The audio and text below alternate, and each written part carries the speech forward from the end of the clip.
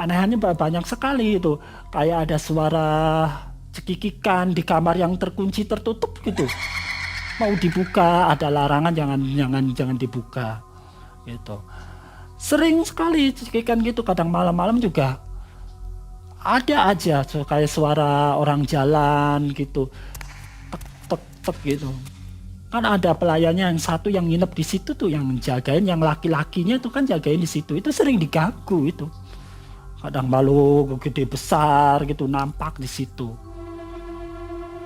Teman dianya orangnya baratnya, kalau orang Jawa itu kendel ya artinya tuh, misalnya nggak takut gitu, nggak penakut. Kalau mungkin ke penakut sih mungkin dia lari itu. Memang baksonya sih dari dulu tuh sepi, kurang rame, tapi baru setahun 2 tahun menjelang ini tuh rame terus baksonya. Sudah pernah makan bakso di situ? Kalau sering sih pernah makan Enak bakso, emang. tapi biasa aja kalau menurut saya sih, biasa aja. Tapi anehnya rame gitu.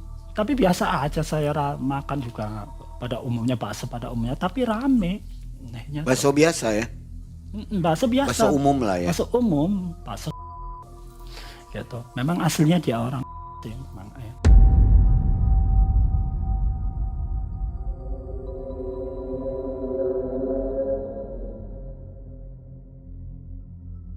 Selang beberapa bulan tuh setelah kejadian itu tuh makanya saya merinding.